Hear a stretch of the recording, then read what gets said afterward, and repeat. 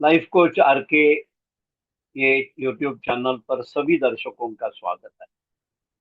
24 बरस से हम लाइफ कोचिंग और बिजनेस कोचिंग बाबत सेवाएं देते आए हैं। ऐसे ही लाइफ कोचिंग के बारे में आज हम एक नया विषय लेकर आए हैं, वो यानी दासबोध की सीख।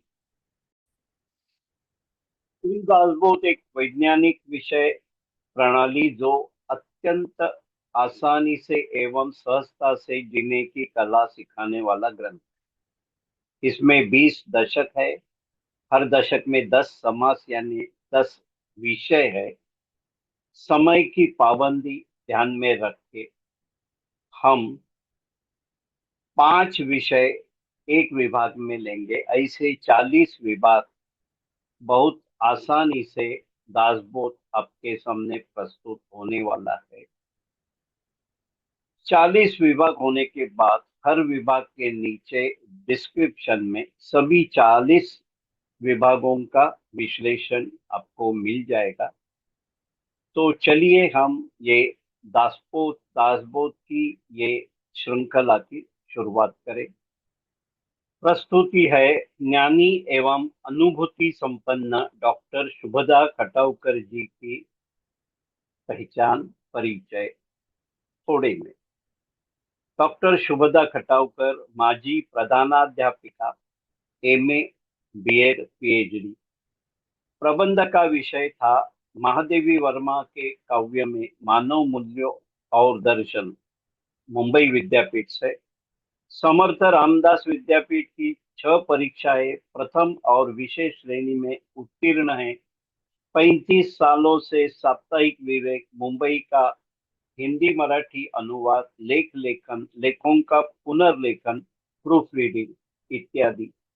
अनेक हिंदी मराठी ग्रंथों एवं पुस्तकों का हिंदी मराठी अनुवाद, अनेक निबंध, कथा, कविता, पुस्तक परीक्षण, इनका लेखन, महाराष्ट्र राज्य उत्कृष्ट वाङ्मय निर्मिती पुरस्कार 1987-88, राष्ट्रीय आदर्श शिक्षक पुरस्कार 2001-2002, तत्कालीन राष्ट्रपति डॉक्टर एपीजे अब्दुल कलाम जी इनके कर कमलों द्वारा प्राप्त 100 से ज्यादा पुरस्कार और 300 350 ज्यादा सम्मान प्राप्त, संत साहित्य पर प्रवचन और अन्य विषयों पर व्याख्यान।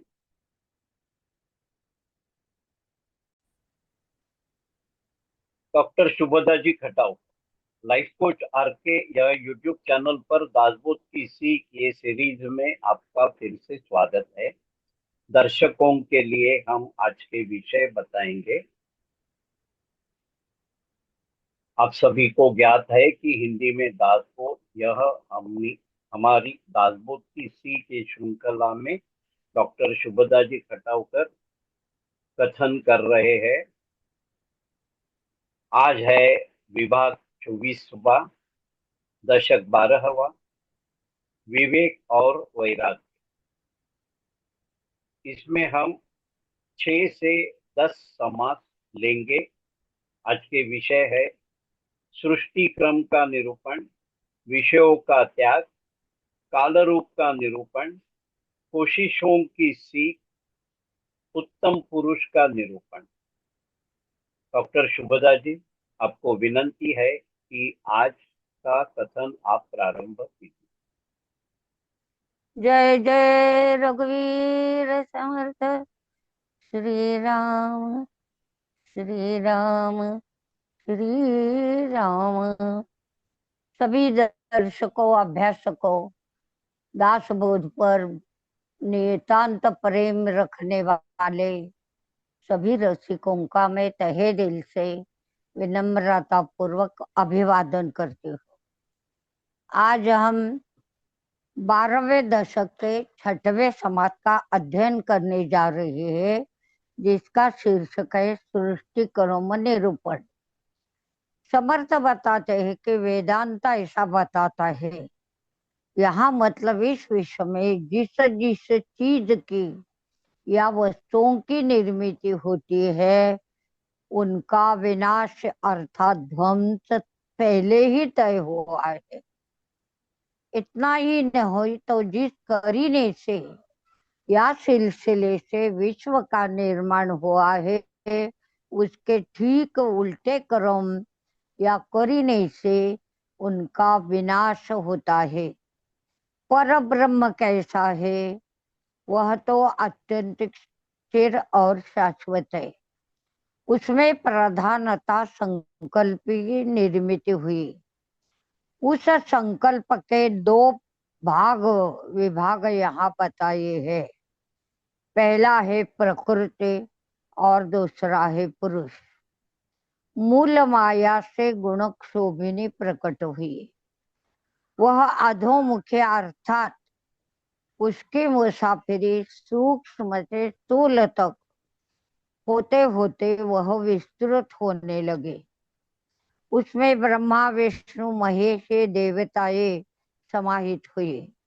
इसके बाद पंच महाभूतों को स्थूल दशा प्राप्त हुई। इनका सिलसिला कैसा रहा? तो पहले आकाश, इसके बाद वायु, इसके अनंतर अग्नि, इसके बाद आप और पृथ्वी ऐसी निर्मित हुई। पृथ्वी से औषधि पेड़ पौधे या अन्य तरह के पेड़ पौधे निर्माण होकर जिसे हम अन्न रस कहते हैं, उसकी निर्मित हुई। इतना ही नहीं तो इस अन्न रस से 84 लाख योनियों में प्राणियों की निर्मित हुई, अर्थात उनका जन्म हुआ। इस प्रक्रिया सिलसिला के ठीक विपरीत करने से, करने के मतलब है क्रम से, विश्व का संहार घटित हो जाता है। ऐसी स्थिति होने पर भी विश्व की रचना साकार होती रही थी तब, और उसका संहार हो जाता है तब। इन दोनों घटनाओं में मूल ब्रह्म जो है वह अनादि अनंत और निरंजन ही रहता है। वह ठीक वैसी स्थिति में ही रहता है। ज्ञानी और सर्वज्ञ लोग यहाँ अनुसंधान जारी रखे। हम अगर निरुपाधिक होकर अलिप्त रहे तो ये समूचा विश्व और उसका विस्तार, इन सब की भ्रामक अनुभूति ही आएगी। परंतु इस अनुभूति की विश्वसनीयता के लिए किताबी ज्ञान परिपूर्ण नहीं होता, वह तो निरर्थक सिद्ध होता है। इसकी परिपूर्ति के लिए हमें चाहिए कि हम गुरु मुख से नितांत बातों की श्रवण करें या उनका सुनता रहे। उनकी और स्वीकृति बड़ी समझ के साथ और ज्ञान पूर्वक हमें करनी पड़ती है। ऐसे ज्ञान की प्राप्ति यह तो मानवीय जीवन का आद्य एवं सबसे श्रेष्ठ कर्तव्य सिद्ध होता है। ऐसी स्थिति एवं योग्यता हर एक को प्राप्त हो और उचित अध्ययन मनन चिंतन से वह पारमार्थिक मुसाफिरी की ओर यशस्विता से आगे बढ़ता रहे, यह सीख लेकर हम इस 12वें दशक के 7वें समास का अध्ययन करते हैं। उसका नाम है विषय त्याग। इस समास का जो प्रारंभ है उसमें ही समर्थ ने श्रोताओं की एक बहुत बड़ी समस्या एवं संदेह को उद्घाटित किया है। वह संदेह अर्थात समस्या क्या है? कि वह यह है कि विषय सुख का संपूर्ण त्याग करने से ही परमात्मा की सिद्धि होती है। अगर इसमें सच्चाई है तो मन में यह प्रश्न उठ खड़ा होता है कि प्रापंचिक लोगों को परमार्थ की सिद्धि कैसे होगी? साथ ही हम प्रापंचिकों को परमार्थ साध्य करने का उपदेश भी देते रहते हैं, तो यह बात कैसी सिद्ध हो सकती है। श्री समर्थ ने इस समस्या को सुलझाते समय अपने हमेशा के विधायक दृष्टिकोण को ही प्रयुक्त किया है। परिणामतः उनका सुलझा अर्थात उत्तर अत्यंतिक सुंदर, आकर्षक, सर्वमान्य और तर्क शुद्ध बना है।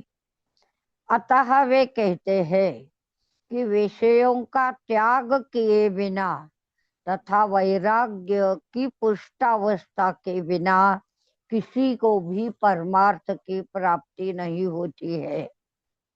ये तो त्रिवार सत्य है।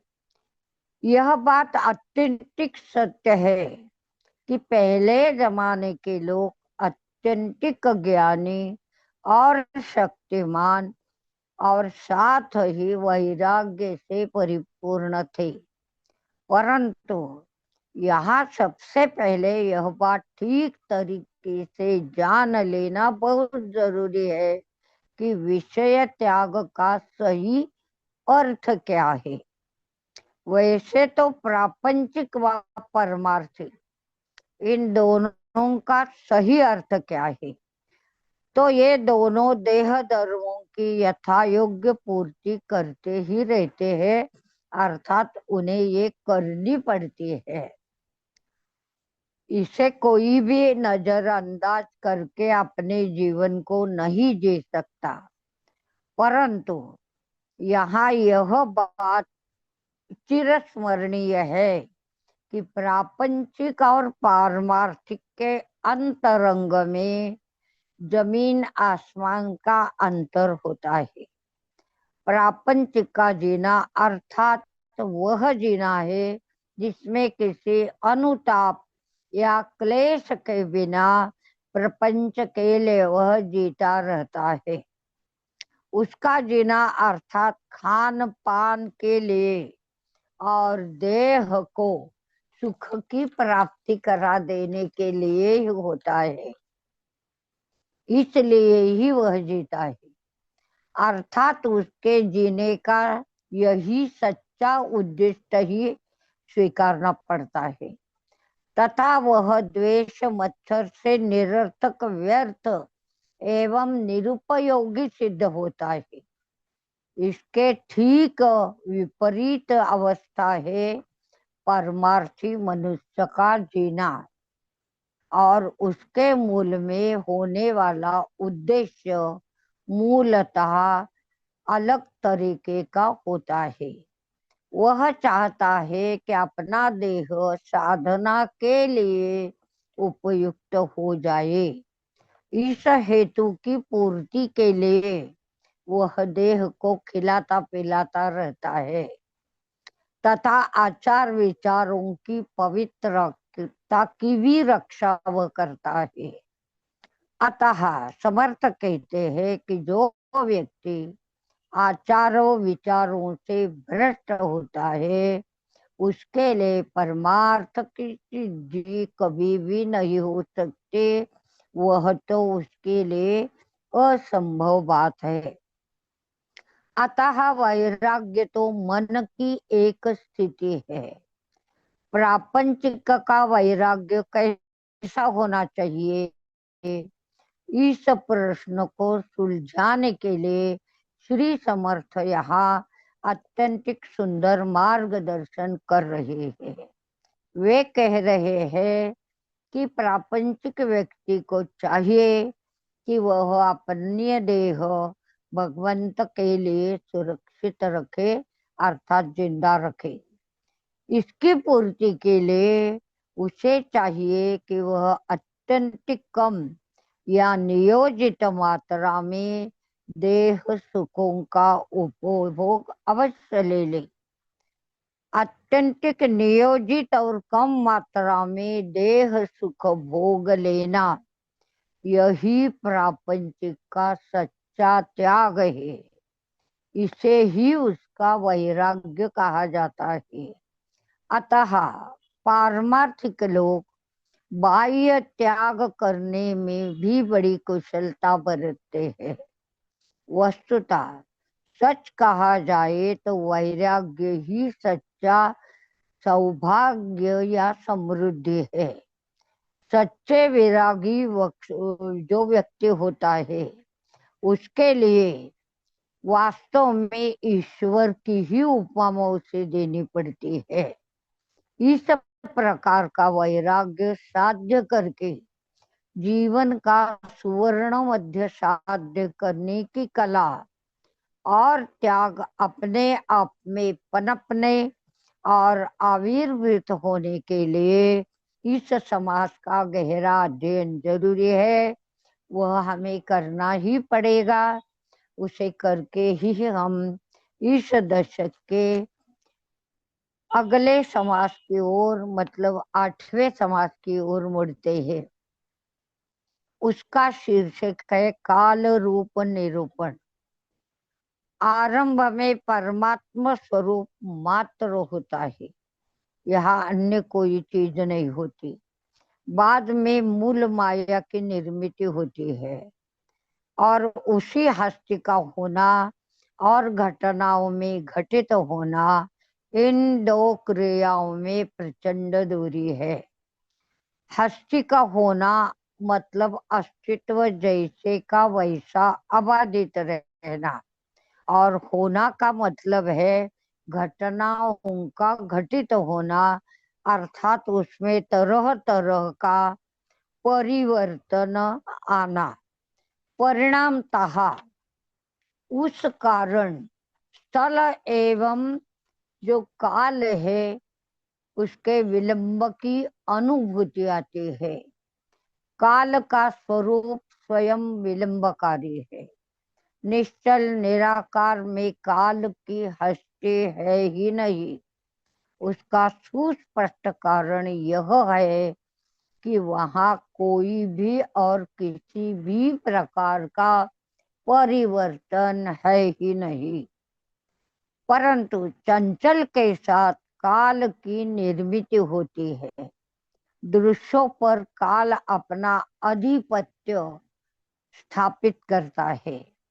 अव्यक्त से व्यक्त में आना और फिर व्यक्त से अव्यक्त में जाना, मतलब जन्म से मरण, निर्मित से विनाश तक जाने की ये प्रक्रिया तो काल के अनुरोध से चलती है।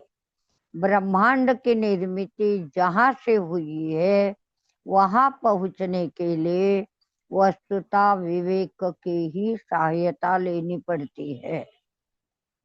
यहाँ का सब दृश्य विश्व यहाँ ही रह जाता है।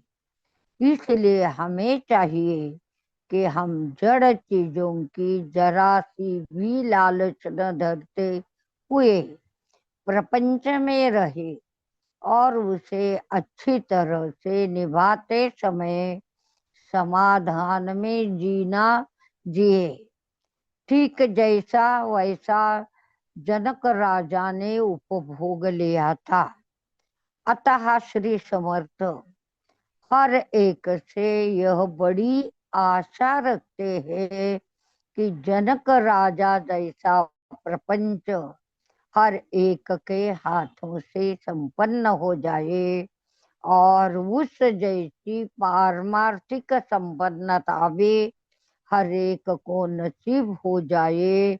इसी उदात्त हेतु की पूर्ति के लिए हमें खुद चाहिए कि हम इस समाज का गहरा अध्ययन करके दशक 12वें के 9वें समाज की ओर हम आगे बढ़ते हैं, जिसका शीर्षक है यत्न सीख।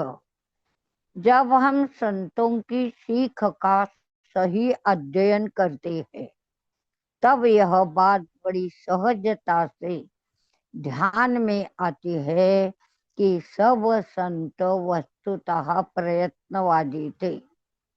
ऐसी स्थिति होने पर भी बारंबार प्रयत्नवाद का पुरस्कार एवं घोष करने वाले श्री समर्थ का खुद का प्रयत्नवाद वस्तुतः इस तरीके से कुछ अलग तरीके का है।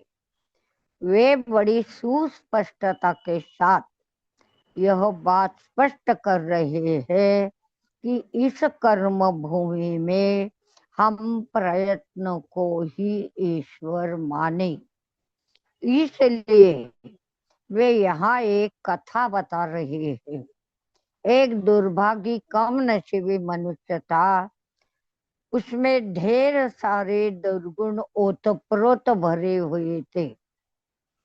अंततः एक दिन वह अपनी दुर्लक्षणी और बदनसीबी जिंदगी रसहीन लगने के कारण वह समर्थ के पास आया और उसने समर्थ से यह विनती की कि हे गुरुजन, मैं खुद ऐसी स्थिति से गुजर रहा हूँ कि जो मुझे कतई मान्य नहीं, पसंद नहीं।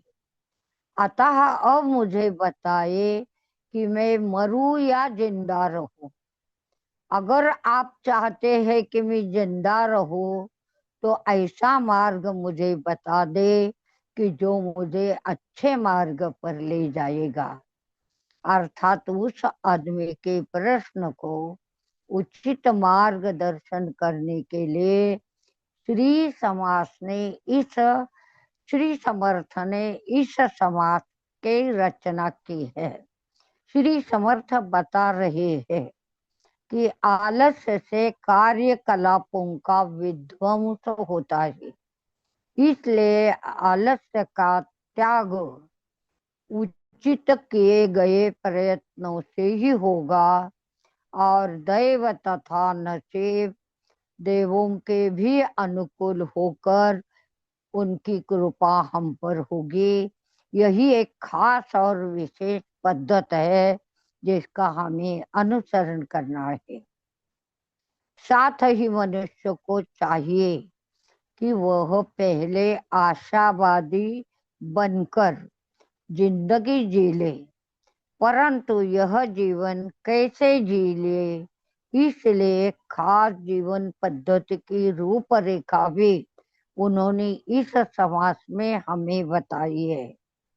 वह यह है कि निराशाजनक स्थिति का त्याग, आत्म सुधार की तीव्रतम आकांक्षा, जैसी बात कहते हैं वैसा ही आचरण करना और उस निरपेक्ष वृत्ति से रहना, अत्यंतिक मृदुतम मधुर बोलकर लोगों से स्नेह सिक्त रिश्ता जोड़ना, हृदय में भगवान का ध्यान भी करना, मुख में भगवान का नाम लेना, ऐसा आचरण बड़ी तत्परता से होगा तो हम में तेज का निर्माण होने में देरी नहीं लगेगी।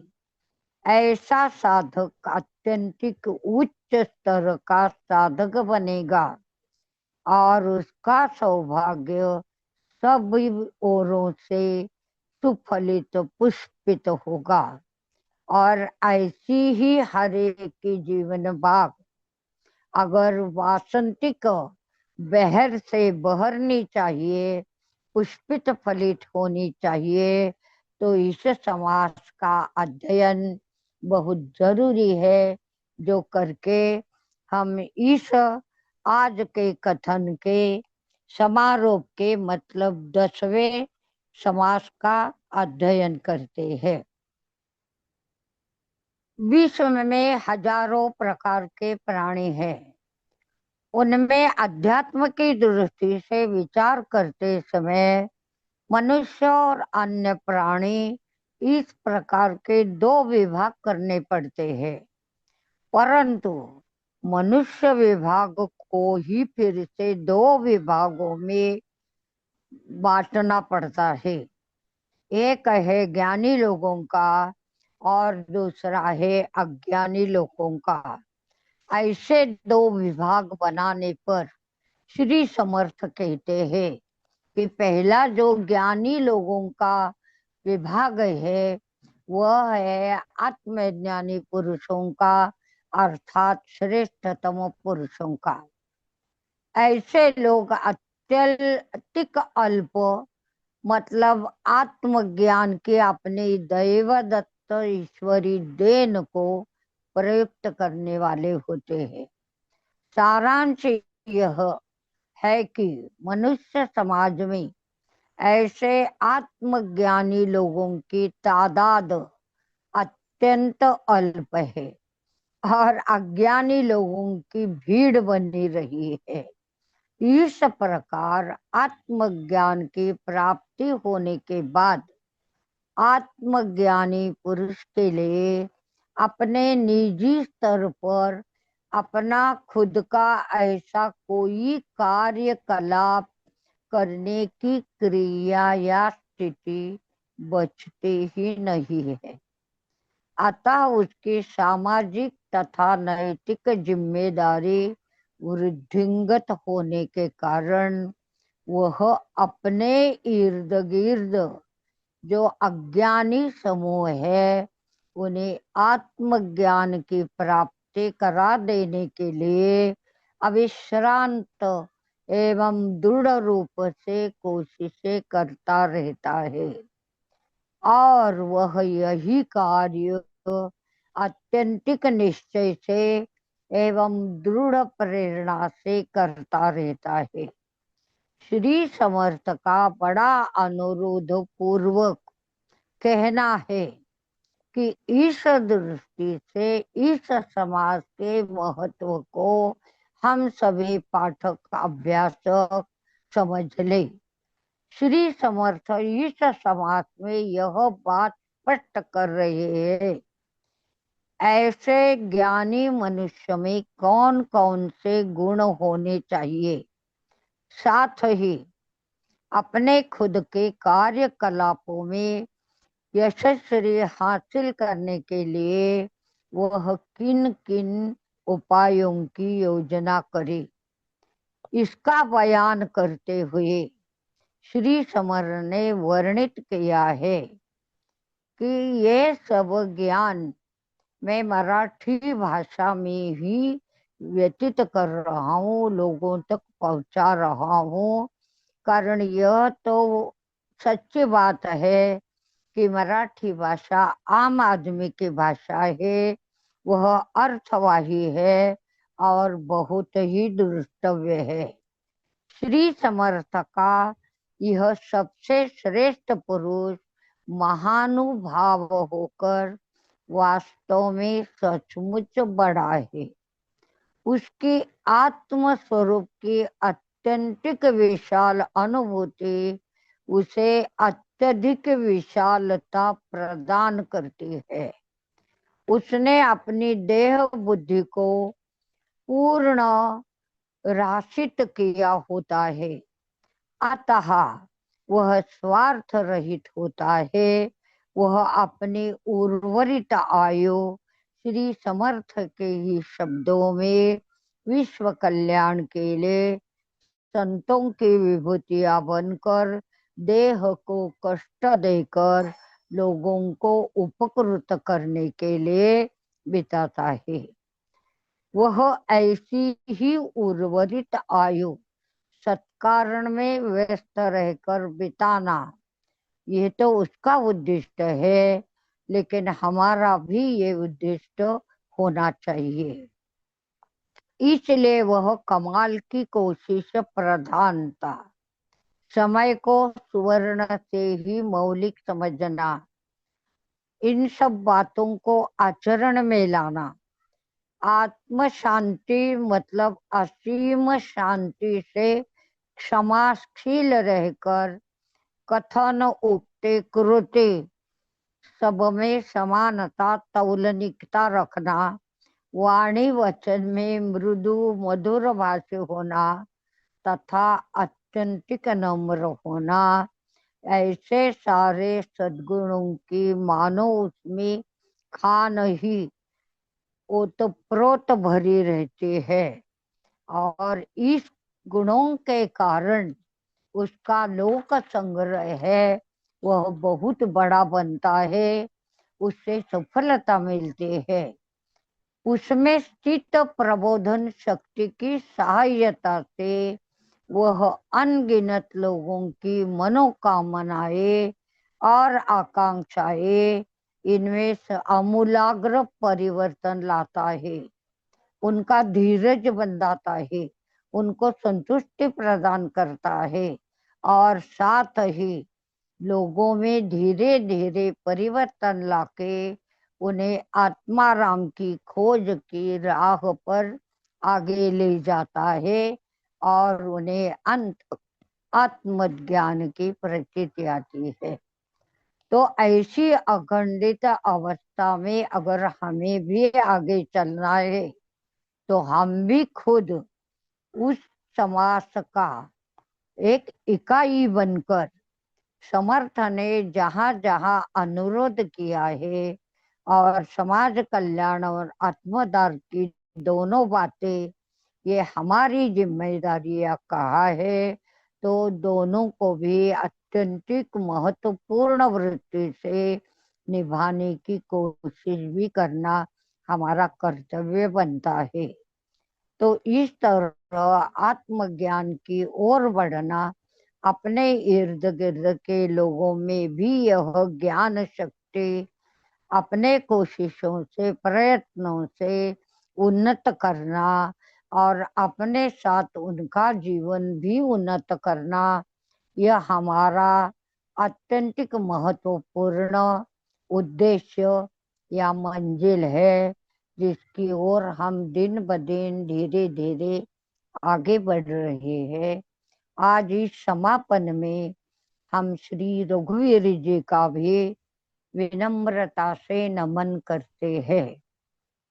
जय जय रघुवीर समर्थ। श्री राम श्री राम श्री राम। डॉक्टर शुभदा जी, आपको मेरा नमन है। आपका दासबोध ग्रंथ था अखंड ज्ञान, और उसे संक्षिप्त करके हम तक पहुंचाने का प्रयास बहुमूल्य है। हम सभी आपके बहुत आभारी हैं, और एक विशेष कारण से आभारी है। अभी आपने उल्लेख किया कि ये दासबोध मराठी में लिखा हुआ है, सभी की लोगों तक पहुंचने की मर्यादा के हिसाब से वो सही था। अभी आपके वाणी से वही दासबोध हम हिंदी में सभी भारतवासियों के लिए और जो बाहर स्थापित है उनके लिए कथित करते हैं। आपके हाथ से ये एक बहुत ही अमूल्य कार्य हो रहा है। अपने सरलता से किए हुए कथन का लाभ सभी श्रावक लेंगे, यह मेरा विश्वास है। सभी दर्शकों को विनंती है कि यह सीख आपके परिवार के और परिचय के सभी सदस्यों तक पहुंचाइए। डॉक्टर शुभदा जी, आपके ये बहुमूल्य ज्ञान और अमूल्य समय के लिए हम आपके बहुत आभारी है। आप सभी दर्शकों का भी मैं आभारी हूँ। दर्शकों, दासबोध की सीख ये श्रृंखला में हम यहाँ आपकी रजा लेते हैं।